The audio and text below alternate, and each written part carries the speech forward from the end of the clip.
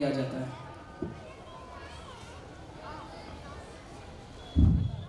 औज़ुबिल्लाहिमिनश्शैतानिर्रजीम बिस्मिल्लाहिर्रहमानिर्रहीम रब्बि इश्रह ली सदरी वयस्सिर ली अमरी वहलुल उक़दतम मिन लिसानी यफ़क़हू क़ौली रब्बि ज़िदनी इल्मा।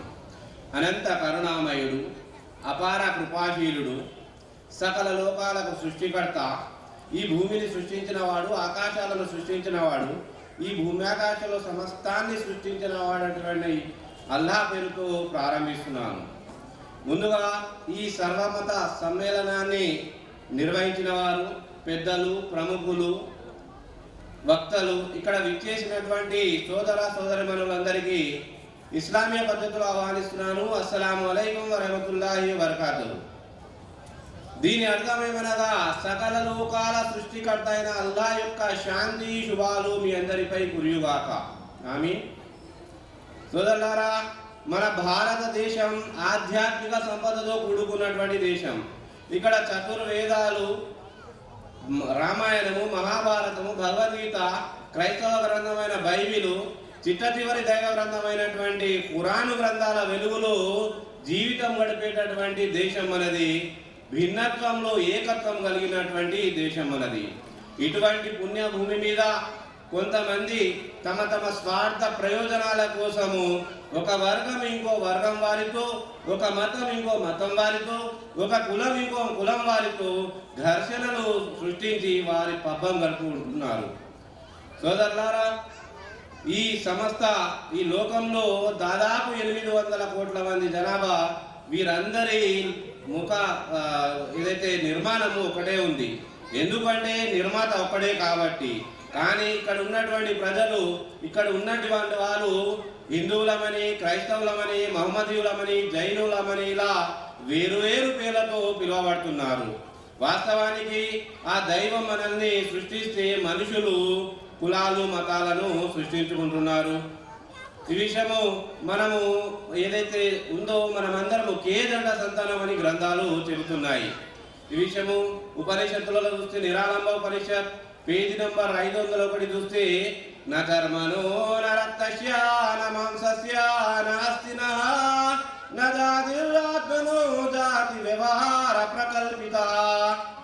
జాతి అనేది నీ చర్మానికి ఉందా, నీ రక్తానికి ఉన్నదా, నీ మాంసానికి ఉన్నదా, లేదా నీ అస్థి పంజరానికి ఉన్నది.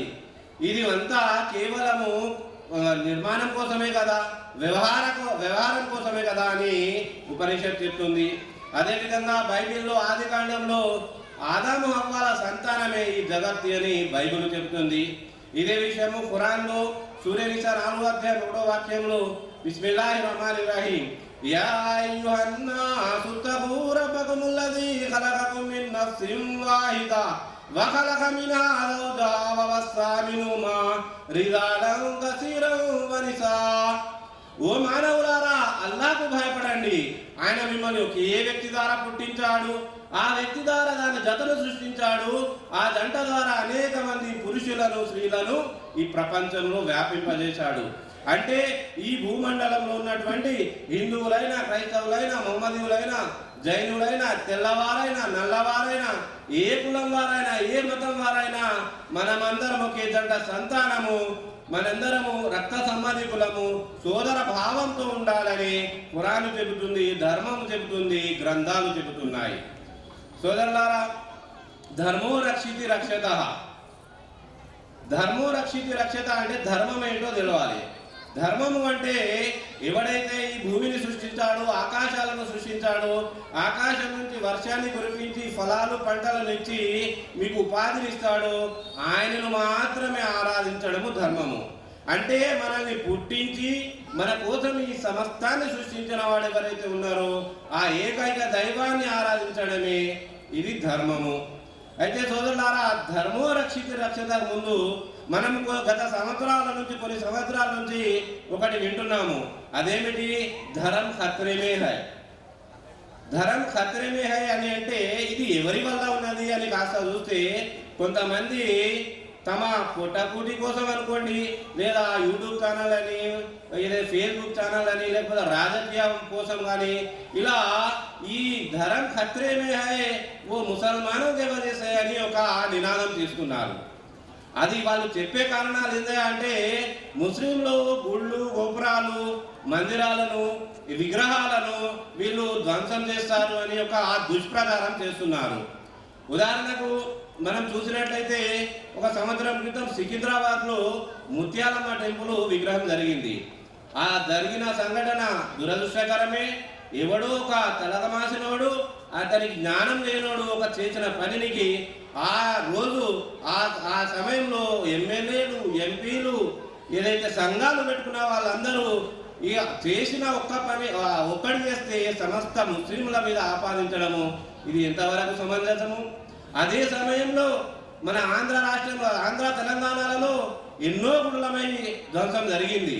కానీ వాటిని ఎవరు లేవనెత్తలేదు. ఎందుకంటే ఇక్కడ చేసింది ముస్లిం కాబట్టి నేషనల్ మీడియా వరకు పోయింది, అక్కడ చేసింది హిందువులు కాబట్టి దాన్ని కప్పిపుచ్చారు. తప్పు చేస్తే ఎవరైనా ఖండించవలసిందే. అదేవిధంగా సంస్కృతి సాంప్రదాయాలను ఖండిస్తున్నారు, వీళ్ళు ఎగతాళి చేస్తారు అంటారు.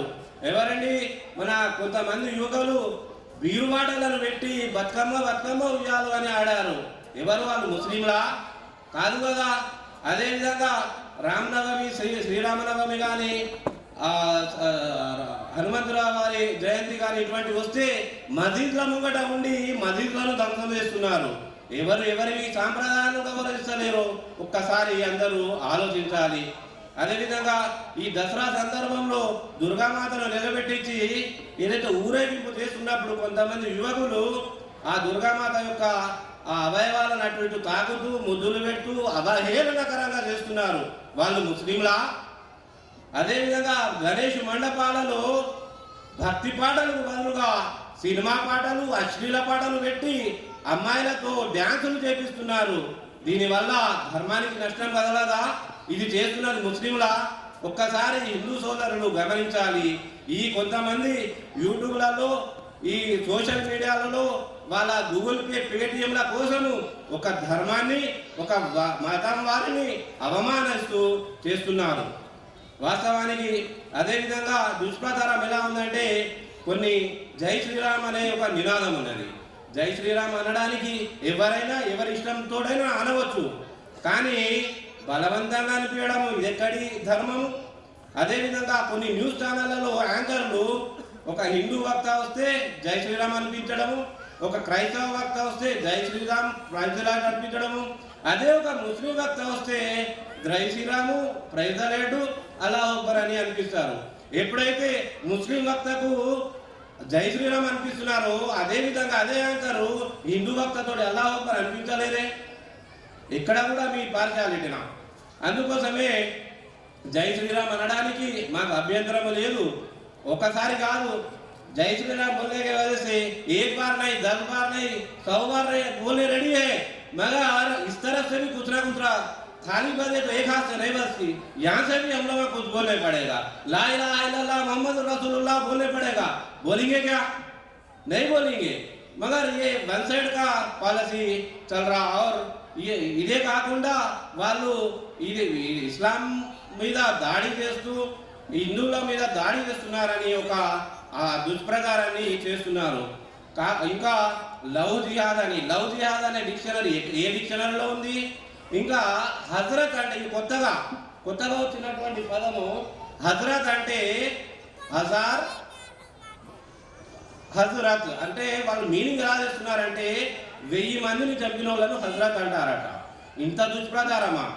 100,000 लोगों को मारने वालों को हजरत बोलते। ये सोशल मीडिया में चल रहे सो भाई, ये जो गलत फहमियां इस्लाम के ऊपर जो फैला रहे, मेरे प्यारे हिंदू भाइयों, अगर से आप नफरत छोड़कर इस्लाम के ऊपर नफरत छोड़कर कुरान के ऊपर नफरत छोड़कर भगवत गीता बांटने जाएंगे या वेदांत बांटने जाएंगे, हम भी साथ देंगे। किताब को बांटने वास्ते भगवत गीता वेदों को बांटने जाएंगे और श्लोक पढ़ के भी सुनाने हम लोग रेडी है, मगर नफरत छोड़ के आगे बढ़िए, हम लोग साथ देने रेडी है। సోదరులారా, ఏదైతే వైషమ్యాలను పెంచకుండా హిందూ ముస్లింల మీద ఇస్లాం ప్రకారము ఇస్లాం మీద ఏదైతే వైషమ్యాలను పెంచకుండా ప్రేమ భావంతో మీరు ఈ పుస్తకాన్ని భగవద్గీతను వేదాలను పంచడానికి వెళ్ళినా కూడా మేము సిద్ధంగా ఉన్నాము. మీతో వచ్చి మీ కార్యక్రమంలో పాల్గొనడానికి మేము సిద్ధంగా ఉన్నాము. అదేవిధంగా నేటి సమాజంలో ఏదైతే లవ్ జిహాద్ అని నడుస్తూ ఉంది, ఈ లవ్ జిహాద్ అనే పదం ఎక్కడిలో వచ్చిందో తెలియదు. ఆ లవ్ జిహాద్లో కొంతమంది అమౌంట్ ఇస్తున్నారట, డబ్బులు లక్షల లక్షల అమౌంట్ ఇస్తున్నారు. ఇక్కడ रमजान आए तो एक एक मस्जिद में कलर पेंटिंग कराने वास्ते तो लोग थोड़े थोड़े पैसे डाले के पेंटिंग कराते। ये लोगों के पास लाखों के रुपए है कहते, ये लव जिहाद करने वालों को इंकरेजमेंट के देते कहते। कुछ हद रही थी ये दुष्प्रचार करने वास्ते भी, దుష్ప్రచారం చేయడానికి కూడా హద్దులు లేకుండా అనేది సమాజంలో సోషల్ మీడియాలలో జరుగుతుంది సోదరులారా. అదేవిధంగా ఈ ధర్మరక్షణ జరగాలంటే మనం ఏం చేయాలి? ధర్మరక్షణ జరగాలంటే కత్తులు, కటార్లు, లాఠీలు, తూటాలు, రాజకీయ బలం, జనబలం అవసరం లేదు. ధర్మరక్షణ జరగాలంటే ధార్మిక గ్రంథాలపై అవగాహన, అనుసరణ ఉండాలి. స్వామి వివేకానంద వారు అన్నారు, స్వామి వివేకానంద స్ఫూర్తి రోజుకో సూక్తి అనే పుస్తకంలో నవంబర్ 28 అనే పేజీలో ఎప్పుడైతే ధార్మికతను విడిచిపెట్టి పాశ్చాత్య సంస్కృతి వైపు నడుస్తారో అప్పుడు 3 తరాలలో ధర్మం అంతరిస్తుంది అని స్వామి వివేకానంద వారు అన్నారు. ఈ విషయము భగవద్గీత గ్రంథము 16వ అధ్యాయం 24వ శ్లోకం చూస్తే तस्मात् शास्त्रं प्रमाणन्ते कार्याकार्य व्यवस्थितो ज्ञात्वा शास्त्रविधानोक्तं कर्म कर्तुमिहर्हसि. కావున నీవు చేయవలసినది చేయరాని నిర్ణయించినప్పుడు నీకు శాస్త్రము ప్రమాణమై ఉన్నది. శాస్త్రమునందు చెప్పబడిన దానిని తెలుసుకొని అనుసరించి నీవు ప్రపంచమున కర్మమును కొనసాగించాలి. అంటే ఏదైతే ధర్మం ప్రకారము ధార్మికంగా నడవాలంటే, ఏదైతే ధర్మం అని ఏదైనా చేస్తున్నావంటే అది ధర్మ గ్రంథాల అనుసారంగా ఉండాలని భగవద్గీత తెలుపుతుంది. ఇంకా ధర్మరక్షణ జరగాలంటే ధార్మిక గ్రంథాల అవసరము, ధార్మిక గ్రంథాల అనుసరణ అవసరము. అదేవిధంగా ఆ ఏకైక దైవాన్ని గుర్తించడము అవసరము. ఖురాన్లో సూరే అలంబియా 21వ అధ్యాయం 22వ వాక్యంలో ఈ భూమిలోను ఆకాశాలలోను ఒక్క దేవుడు కాకుండా, ఈ భూమిలోను ఆకాశాలలోను ఒక అల్లా తప్ప వేరొక దేవుడు ఉండి ఉంటే ఈ భూమి ఆకాశాల వ్యవస్థ చిన్న భిన్నమై ఉండేది. అందుకోసమే ఈ సకల లోకాలకు సృష్టికర్త ఒక్కడే. ఈ విషయము బ్రహ్మసూత్రాలు చూసినట్లయితే ఏకం బ్రహ్మం ద్వితీయ నాస్తే నేహనాస్తే కించన్. ఆ దేవుడు ఒక్కడే రెండవ వాడు లేడు. అదేవిధంగా శ్వేతాశంకరం 3వ అధ్యాయం 3వ శ్లోకంలో దావ్యా భూమి జనయాన్ దేవ ఏకః. ఈ భూమికి ఆకాశాలనికి దేవుడు ఒక్కడే, ఏకః. అదేవిధంగా మత్తయి సువార్త 23వ అధ్యాయం 9వ వాక్యంలో ఈ భూమి మీద ఎవరికైనాను తండ్రి దేవుడు అని పేరు పెట్టవద్దు, మీ దేవుడు ఒక్కడే, ఆయన పరలోకమందున్నాడు అని బైబిల్ చెప్తుంది. అదే ఇంకా వేదాలలో ఏ పరమేశ్వరుడు పృథివీ ఆకాశము వాటి సమస్తాన్ని సృజించను అట్టి దేవుణ్ణి ఆరాధించాలని వేదాలు చెబుతున్నాయి. ఖురాన్లో సూరే బఖరా 2వ అధ్యాయము 21-22 వాక్యాలు చూస్తే బిస్మిల్లాహిర్ రహమానిర్ రహీం యా అయ్యుహన్నాస్ ఉబ్దు రబ్బకుముల్లదీ ఖలకకుం వల్లదీన మిన్ ఖబ్లికుం లఅల్లకుం తత్తఖూన్. ఓ మానవులారా, మిమ్మల్ని మీకు పౌరుల వారిని పుట్టించిన ఆ దైవానికి భయపడండి, దాని ద్వారా మిమ్మల్ని మీరు రక్షించుకునే అవకాశం ఉంది. ఎవరైతే ఈ భూమిని పాన్పుగా చేశాడో, ఆ ఆకాశాన్ని కప్పుగా చేసి ఆకాశం నుంచి వర్షాన్ని కురిపింపజేసి రకరకాల పంటలను ఫలాలను ఇచ్చి మీకు ఏదైతే ఉపాధిని ఇస్తున్నాడో ఆ అల్లాహ్ను మాత్రం ఆరాధించండి, ఆ అల్లాహ్కు భాగస్వామ్యులుగా ఎవరిని కలపకండి అని ఖురాను చెబుతుంది. ఒక 2 మినిట్స్లకు. అదేవిధంగా ఏదైతే ఈ ఒక్క దైవాన్ని కాకుండా ఇతరులను ఆరాధిస్తే ఏమవుతుంది అని గ్రంథాలు చూస్తే యజుర్వేదం 40వ అధ్యాయం 9వ శ్లోకంలో అంధాతమ ప్రవిశంతి సంభూతి ముపాసతి తతో భూయ ఇవ తేత మోయావు సంభూత్యాగవత. ఎవరైతే ప్రాకృతిక వస్తువులు గాలి, నీరు, నేల ఏదైతే ఈ పూజిస్తారో వారు అంధకారంలో ప్రవేశిస్తారని, అదేవిధంగా ఎవరైతే అసంబుద్ధి అంటే ఏదైతే చేతులతో తయారు చేసుకున్న బొమ్మలు, ఆట వస్తువులు, విగ్రహాలను పూజిస్తారో వాళ్ళు మహా అంధకారంలో మహానరకంలో ప్రవేశిస్తారని వేదాలు చెబుతున్నాయి. అదేవిధంగా ఖురాన్లో సూరే కహఫ్ 18వ అధ్యాయం 102వ వాక్యంలో బిస్మిల్లాహిర్ రహమానిర్ రహీం అఫహసిబల్లదీన కఫరు అయ్యత్తఖిదు ఇబాది మిన్ దూని ఔలియా ఖలీలం ఇన్నా ఆతద్నా జహన్నమ లిల్ కాఫిరీన నుజ్నా. ఎవరైతే నన్ను కాదని నా దాసులను దైవాలుగా కోరుకునే తలంపు కలిగి ఉన్నారా, అట్టి వారి కోసము నరకాన్ని సిద్ధం చేసి ఉంచామని ఖురాను చెబుతుంది. కాబట్టి సోదరులారా, మనము మనందరం ఒక్కటే, మనందరి దేవుడు ఒక్కడే, మనందరి ధర్మం ఒక్కడే, మనందరము ప్రవక్తలు, మునులు, ఋషులు ఎవరైతే ఉన్నారో వాళ్ళు చెప్పిన దాని ప్రకారము జీవితం గడుపుతూ ఇహలోకంలో సుఖము, పరలోకంలో శాంతి, మోక్షము, స్వర్గము లభించాలని ఆ దేవునితో కోరుకుంటూ వాహుదావాన అల్హమ్దులిల్లాహి రబ్బిల్ ఆలమీన్.